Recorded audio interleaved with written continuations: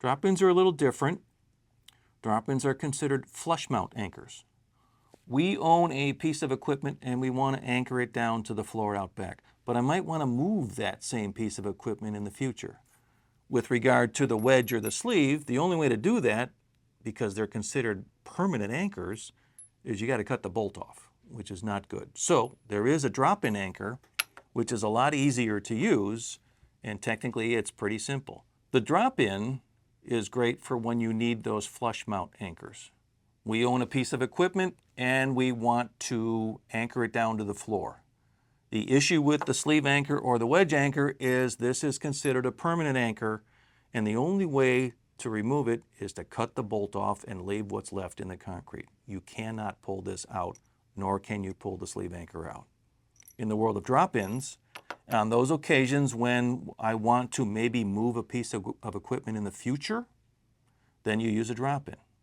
You can anchor it downward into concrete. You can anchor it overhead into a ceiling. Example, parking garage, where I want to hang some threaded rod down and then attach something from the ceiling.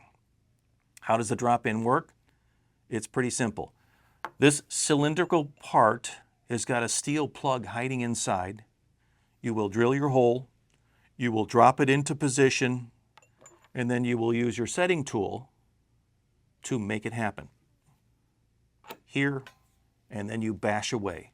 And when you hit, what's happening is you are forcing the plug to open up the bottom of the drop-in, resulting in the steel plug finishing exactly where you want to finish.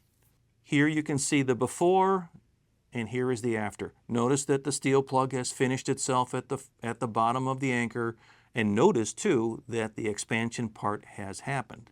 No expansion here, and plenty of expansion here. This again is the way that the anchor holds itself. It presses itself outbound and holds against the concrete. You will then insert threaded rod. You can see here, of course, that every single anchor has got a receiving end for threaded rod. Some of the parts have lips on them, some of them have no lips on them, some of them are stainless steel. So the nice thing about the redhead drop-ins is you pretty much have everything for every single type of application. Diameters, of course, small ones and large ones. A customer will then put the threaded rod into the drop-in. They will anchor their piece of equipment, their conveyor belt, whatever it is, and they will bolt it down. 3 years from now, I got to move the conveyor belt.